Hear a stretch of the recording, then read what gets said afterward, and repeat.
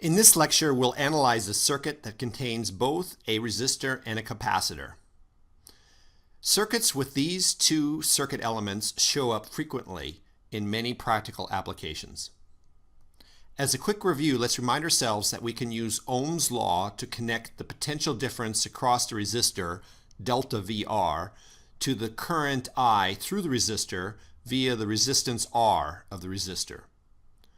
We remember that Ohm's law effectively only applies to devices where R is constant for a range of currents and potential differences. We also remind ourselves that capacitors, which act to store charge, are characterized by the property of the capacitance C, which tells us how much charge Q can be stored for a given amount of potential difference delta Vc across the capacitor. We also recall that we worked out the capacitance for a parallel plate capacitor and found it depended only on the geometry plus the constant epsilon naught. Let's now consider this single loop circuit that contains one resistor, one capacitor, as well as an energy source. Such a circuit is an example of an RC, a resistor-capacitor circuit. Here we are introducing a symbol with two parallel, equal-length line segments to represent a capacitor. We can use our loop rule to come up with a relation between the EMF and the potential differences across both the resistor and the capacitor. As we just mentioned, we can relate the potential difference across the resistor to the current I and resistance R using Ohm's law, and we can relate the potential difference across the capacitor to the magnitude of the charge Q and the capacitance C of the capacitor. Now here's a key point. We're going to find that the circuit behavior will change in time.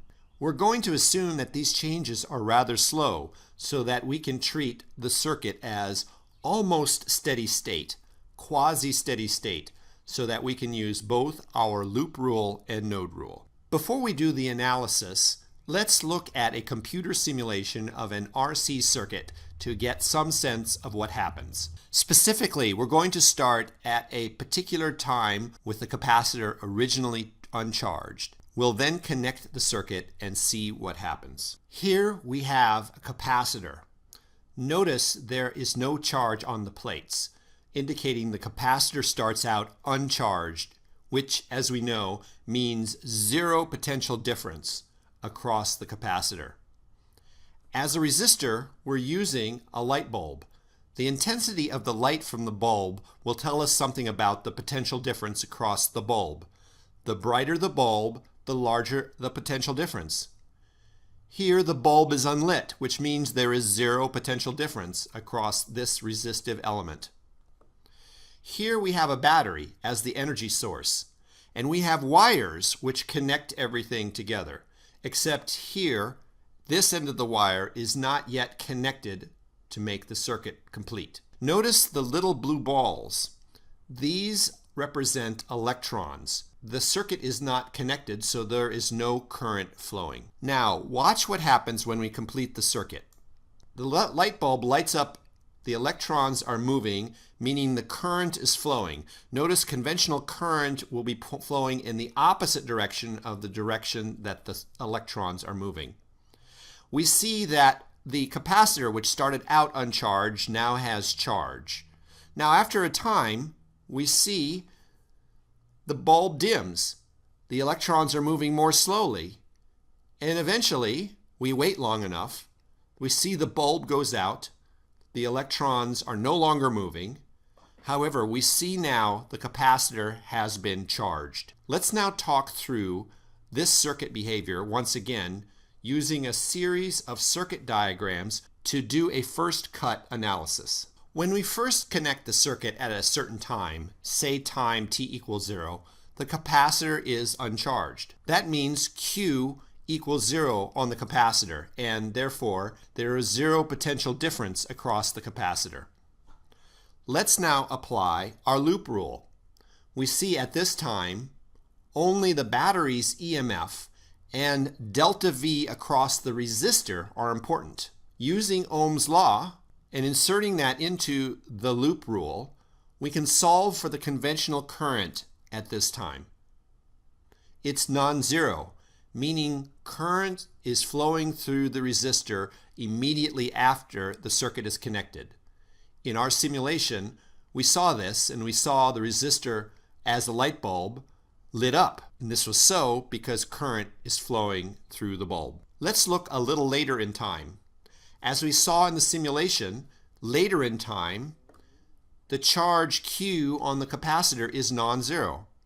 This means delta VC across the capacitor is also non-zero. Let's notice here that the reason the capacitor is charging is because current is flowing. In particular, the current I is the rate dq dt at which the capacitor is charging.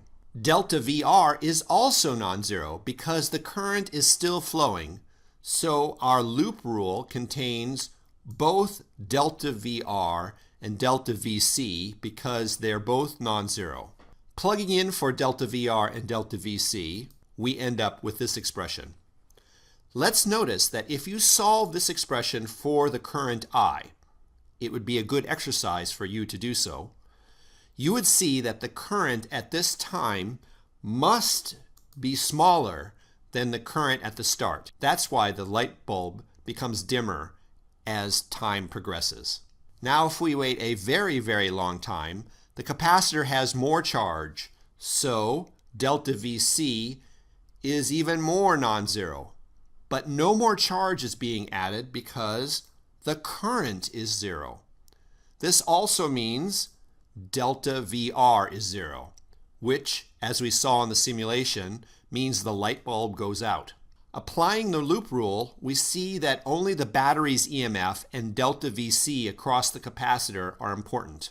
We can substitute our expression for delta VC and solve for the charge on the capacitor. Now, all this analysis gives us a good bit of information, but not the full story. So let's now solve this problem completely, starting from our loop rule. Notice that while the quantities R, C, and EMF are constants, they don't change in time, the quantities I and Q are functions of time, so we need to solve for those functions. Let's do that by first differentiating the loop rule with respect to time.